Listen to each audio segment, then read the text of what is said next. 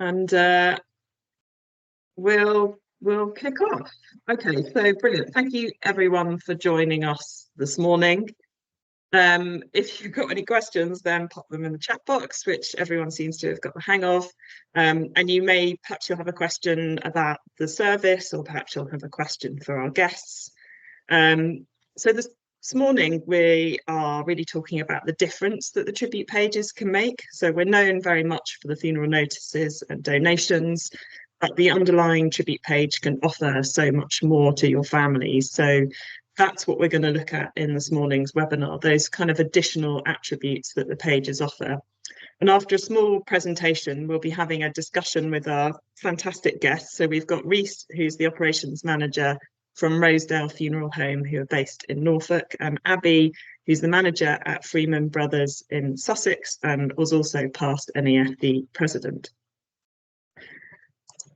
So just to kind of set the scene a little bit, I wanted to talk a little bit about the service. So grief counsellors observe that maintaining continuing bonds with a loved one is incredibly important and is a big part of a sort of bereavement experience, I guess. And these bonds are unique and personal. They can include things like traditions, or perhaps sharing memories with friends or family, or going to a particular place, or I've seen evidence of this with my mum. She paints pictures of my dad on a regular basis, or also perhaps setting up a tribute page, because they obviously create a place for people to be able to record and share thoughts, memories, photos, and more. And their pages can be their own.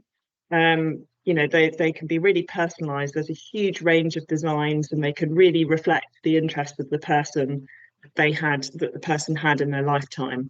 They're very accessible, so they can remain on a phone, like on an open browser, so they can be viewed at any time. They also look great, you know, on handheld devices. And they've also got a journal section, which I think is probably a bit of an underused area, but it's a sort of private section that can be used privately whilst the rest of the tribute is public, so people can add their thoughts and just feelings. Also, there's fundraising capabilities which can help with continuing bonds as well, so people can add in events. So those fundraising capabilities go beyond just the sort of donations that may be collected at the funeral event, but people can maybe set up an event going forwards. Perhaps they want to do some continual fundraising. But it isn't all about that, and Richard's going to show us some figures. Yeah, hi, thanks, Sally.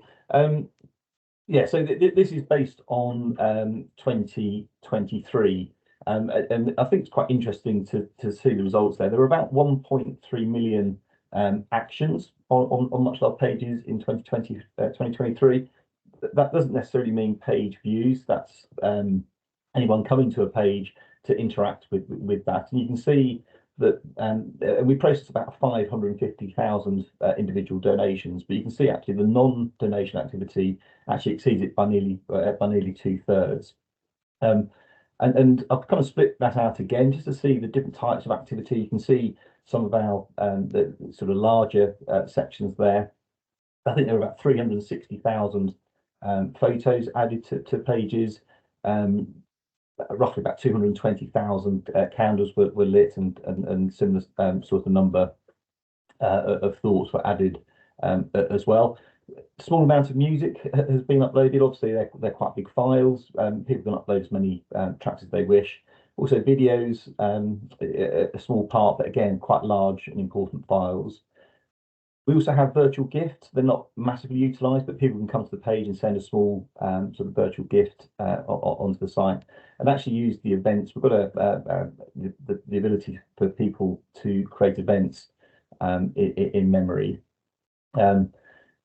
It's quite interesting. Sally alluded to how her experience of this has been. Obviously, this is what we do, but I have or my wife has a page for my mum, for her mum, and who passed away about 7 years ago, and she often goes on to that page to sort of tell her mum, speak to her mum, communicate about what the kids are doing, and all sort of family events. And it's really trying to get the input of Abby and Reese today, to run through those extra things. You might think it's all about donations. It's not. It's actually 2/3 of actions are not donations. We've got a couple of page examples here. We're just going to sort of explore these just to not in great depth, but just to sort of set the scene really about what can be done on a page and how people are utilising some their pages. So this individual passed away 8 years ago, 2016. You can see it actually raised a phenomenal amount for their chosen charity, Cancer Research UK. But you can see on the recent activity ticker there, there's actually been quite a lot of very recent activity. So people are still revisiting this page. When I had a quick look at it, it would appear that they had a memorial race to this gentleman, and they've uploaded a whole series of pictures. And it's lovely to know that that family are getting the comfort and joy that they require out of the page. I also noticed actually when I was looking at this page, there was a recent candle had been lit, which was nice to see as well. As another example, a page actually was set up by Abby's company, Freeman Brothers here. Again, raised a fantastic amount for that chosen charity. Beautiful use of a sort of personalised page, loads of pictures being added. And I also think that the family of this gentleman might have been living overseas in Australia. And we can see, if we look at the gallery, Sally, we can see a whole host of pictures have been shared, but also loads of videos. And it means that people can share that memory across the world. Obviously, there's no restriction on where these pages could be viewed and interacted with. So that's another thought, that your clients could be creating or be using these pages in this manner. And just the final example is a page, I think, that Reece, you set up. Again, a phenomenal amount raised for that chosen charity. The funeral was about 3 years ago. I think it was in March 2021. But we can see it again on the recent activity ticker there on the right-hand side. People coming to the page only very recently, 11 days ago, to light candles, but also they're still donating to his chosen charity. If we looked in the galleries, we'd see a huge number of pictures continually being added, thoughts, videos, and candles being lit. So it's sort of based on that. We're going to just now move into the discussion side. Just bring Reece and Abby in to end our short monologue. Reece, when you set that page up, you probably had the thought it was about sort of the donation management side of things, and also creating a detailed funeral announcement. But you can see from that page that there has been a lot of other interactions. We're just wondering, are there any particular features of a tribute page that you think, or functionality that you think is very valuable for your families? Yeah, well, I think the personalization is the biggest one. You get a lot of people want to get involved. They're keen gardeners, for example, to sort of make the page, as that sort of function. Especially a lot with younger people. So like with Jack, for example, with his circumstances, that he wasn't much older than me. So there was a lot of people coming in to do the lighting of the candles and, like say, sharing the videos and photos, which is, that's what it's all about, really. Yeah, so it's I would say the personalization is definitely the key thing. And what you find as well, when you get a lot of younger people, sort of like grandchildren, who want to be involved in the funeral arrangements, and this is a great way for them to be involved, to sort of have that personal touch, and sort of especially not being stereotyped with the older generation, sort of want to steer clear from sort of online pages. It's a great way to bring sort of other members of the family involved in arrangements. Obviously, usually I imagine that in an arrangement, there's probably one or maybe two sort of key individuals, making the arrangement. Like you say, it allows a sort of a wider input at a slightly more sort of lesser level that allows them to manage that page. Definitely, it's I mean, we build MuchLoved into our arrangements anyway, because we obviously use a software system that's integrated with MuchLoved. Sort of this is the way we process donations. So we always explain, obviously, this is what we do. We set up a page if you wish to have donations. yeah, it normally uh, goes from there really. And like I said, I've been in arrangements before where they go, oh, I'll get Sarah, my granddaughter, to do that, and like it just brings people together. It makes people feel involved. And like you say, with Jack's as well, people are going back. I know that other example, people do fundraisers, and yeah, it's just a great way to carry on that memory. Yeah, thanks, Ruth. Yeah, and this is a question to either of you, really. I just wondered if you've got any specific stories or moments from families who kind of utilize the tribute pages that you set up.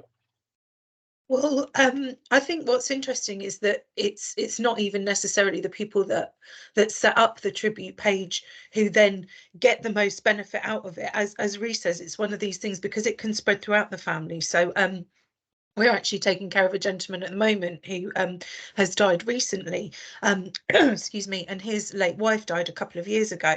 And the family told my colleague who's making the funeral arrangements that he looked at the tribute page all the time, but he wasn't very IT savvy and he hadn't set it up himself. But he had liked looking at the things that other people had said about his late wife, and the fact that people had shared photos and shared memories and lit candles and things like that. Because they'd been married for a very long time, they'd had an incredibly close bond, and I think it was a comfort to him to know that he wasn't the only person who was missing her. If that makes sense. And he obviously thought about her all the time, and that page meant that he knew that other people were as well. So I think that's a nice thing. And I think, to be perfectly honest, I'm not sure that we had ever, when we started using MuchLoved, and we've used you for a long time now, as I think a lot of people would expect, our focus was because of a way to make donations, but actually the tribute page is something that's there permanently forever. I mean, I know my sister-in-law still looks at my father-in-law's, he died a few years ago now, and I know she still looks at that, and she made that page because me and my husband did the funeral arrangements, and it was a way for her to be involved, and I know that she still looks at that page. So I think that's the thing, it's the thing that lasts forever, and I think we hadn't really appreciated the benefit of that. I'd agree Yeah. there.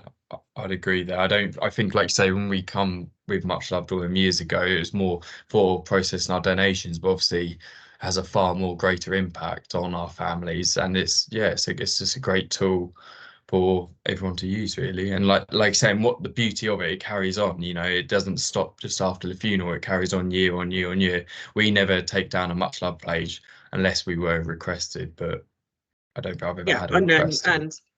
And likewise, we wouldn't either unless somebody got in touch, and even then we would sort of soft delete it, so if they changed their minds we could relaunch it for them. And also the family do have the ability to make the page private. So we have looked at those pages. Those are public pages that we've looked at this morning. But you can create your own private grief space and share that invite to that page to specific individuals. So there is a lot of flexibility within a page.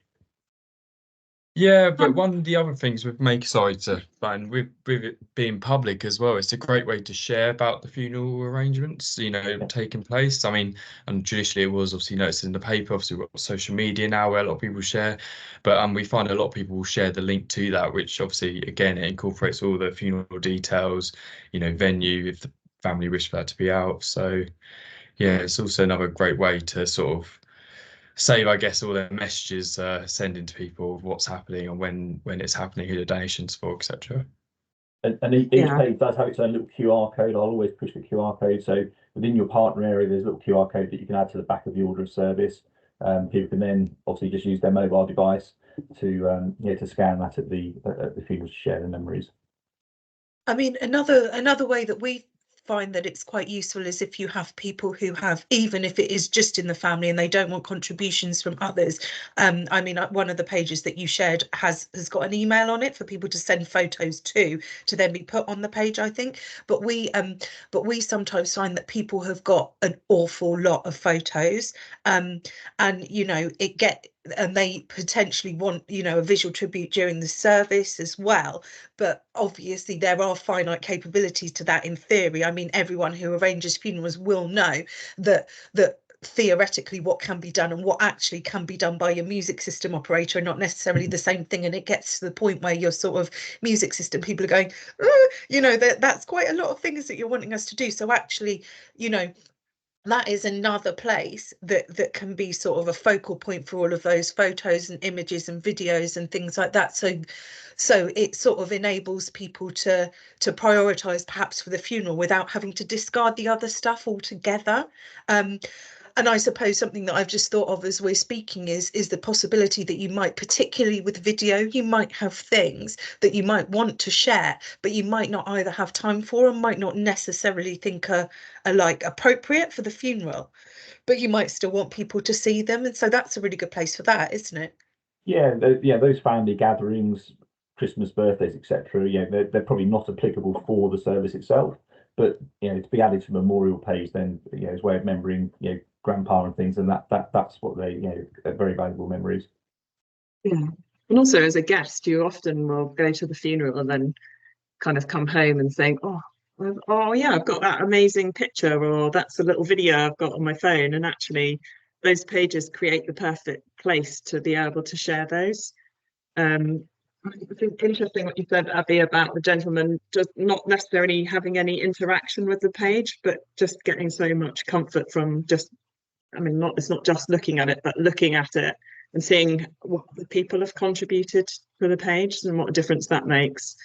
I just wanted to ask, in terms of kind of supporting the families to personalize and customize the page, do you support them in any way? How do you kind of advise them? Well, we will always digitize photos for people if they've got hard copy photos anyway, you know, for things like audio service, for visual tribute, for things like that. I mean, one of the main things that we do is sort of start off on the basis that you know, even if you don't want to be the tribute guardian, there is probably someone who can, like again, like we said earlier, you know, it might be a different generation of the family might be more comfortable with doing that kind of thing. And so we always sort of explain it to someone and then say, you know, and who would be the best person to do that, and then really make sure that we follow up on that. So one of the things that we've got is that we write a to-do list for people while we're making the funeral arrangements, you know, and find the email of, you know, Sarah, who you've said is going to be the tribute guardian, and make sure you get it to us.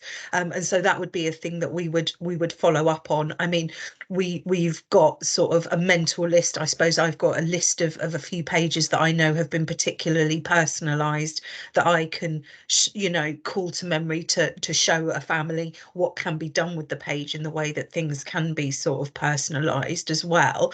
So that would be another way. But actually, I think once you sort of explain it to people, you don't necessarily need to give them, I mean, the people who need the support would be anyone who isn't IT savvy, but then there is usually someone else. There's someone in the family, isn't there? Yeah. Usually, and I mean, if there wasn't, then we would help them. But I mean, to be really honest, if they are a person who kind of hasn't got those other people and doesn't see the benefit to it, then you kind of find that correlates with other people not really doing the donations online and things like that anyway.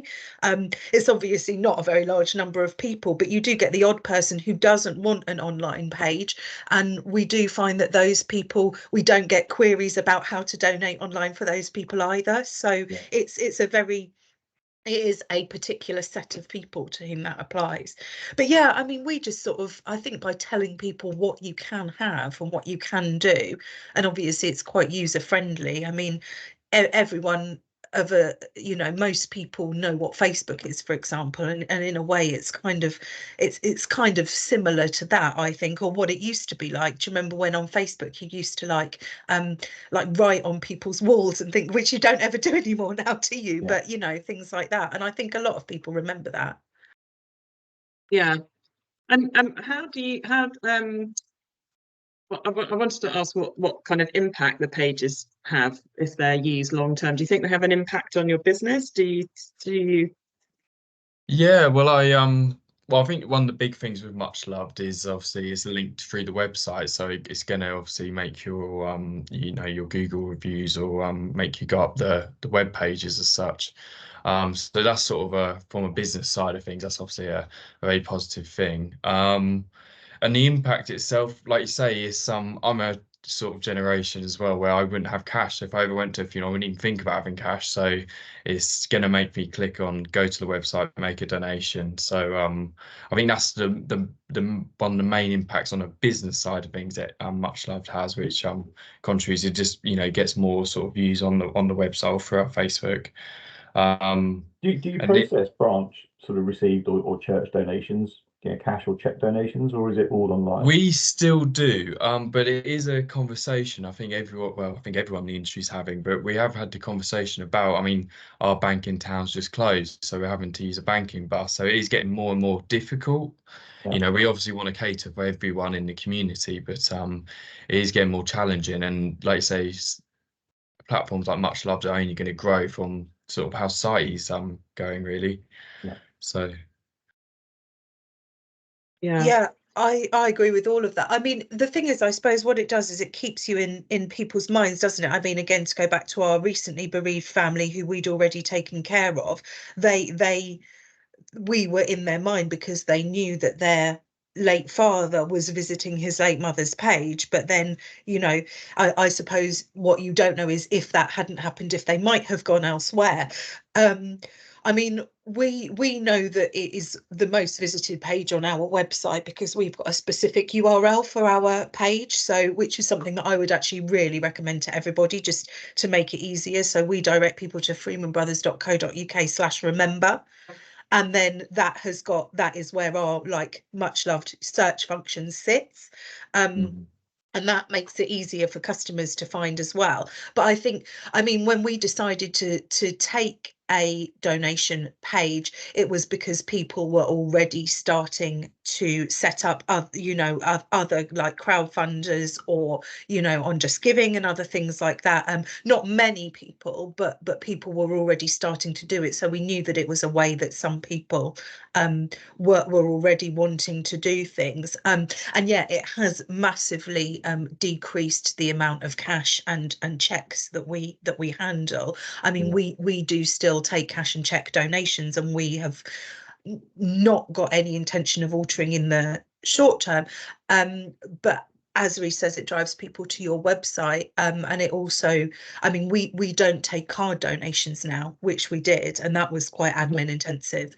But just in terms of the pages, I just think it's an extra thing to be able to, we would put the QR code and the URL on the order of service, so it means more people visiting your website, so that from a purely business point of view, that's good for things like brand awareness. And hope, if someone visited, thought your website looked nice, that might be, another tick in your box one day, I suppose. But those orders of service will always be kept, won't they? So they're going to be in people's drawers at home, and I guess if anyone ever needs the services of a funeral director, they can remember that particular one. They'll pull your order of service out of the drawer, and there's the link on the back there. I mean, yeah, I do think that's true. But I mean, for us, the driver was always about, the service. And I mean, I think the tribute page is a big differentiator between MuchLoved and other, types of donation, isn't it? And I think increasingly as well, I mean, there's been a lot of talk recently about like fraud on Just Giving and people setting up like fraudulent pages and stuff like that, hasn't there? And I think on the other side, there is a significant reputational risk if you don't have something, because if you're just letting people set up their own stuff and it somehow goes wrong, that's got the potential to have a bad impact. Yeah. I'm just going to say we're kind of coming to the end, so I just wanted to remind the audience that if you've got any questions about the product, the functionality, or perhaps you want to ask Abby or Reece something, then now's a good opportunity to pop your question in the chat box, and then we can have a look at that. I also just wanted to ask whether you've got any sort of whether you use social media to kind of amplify the reach and visibility of the tribute pages at all. I know some funeral directors do. I just wondered if that was something that either of you had experienced. We don't usually use too much social media with it. We get a lot of families will share the link for Much Loved. That's what sort of the main driver of social media is for us. We don't normally share every tribute on our page because it would just be too much. We just sort of direct people through to the website. But yeah, in regards to social media, that would be the best thing is people then it's easy to share the link and people can then click on and go straight to our website and make a donation. So that's usually sort of how that sort of runs with us personally. Yeah, we don't have a Facebook page as a business, and so we don't do it that way. We do use Twitter all the time. That it is obviously still. I mean, it could stop literally at any moment.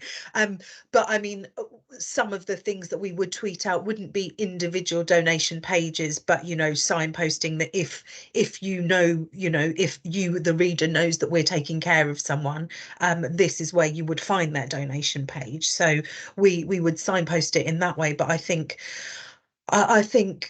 it's I sometimes wonder, really, is it our place? I mean, obviously, if families specifically tell you to, it's a different thing. But I think there are potential pitfalls with putting information on Facebook anyway, and I think that's a choice that I think families have to make for themselves, really. I certainly think the permissions around that, if we were to do it, would be quite complicated. And once it's out there, it's done, which I think would be a worry. But we certainly do signpost to the actual existence of our online donation and tribute pages. I think I mean, just having a look at the kind of comments in the chat, I know that Lindsay from CV Gower, they share 90% of their individual tribute pages on their Facebook page. And I've had a look actually, and they do get a lot of positive feedback from individuals on the page. So I guess it's just a kind of company kind of ethos or policy. Yeah, I think Facebook's the obvious place to do it if you have a page. I think it's a much better place to do it than any other places. But yeah, because we don't have a page, we've never thought about that.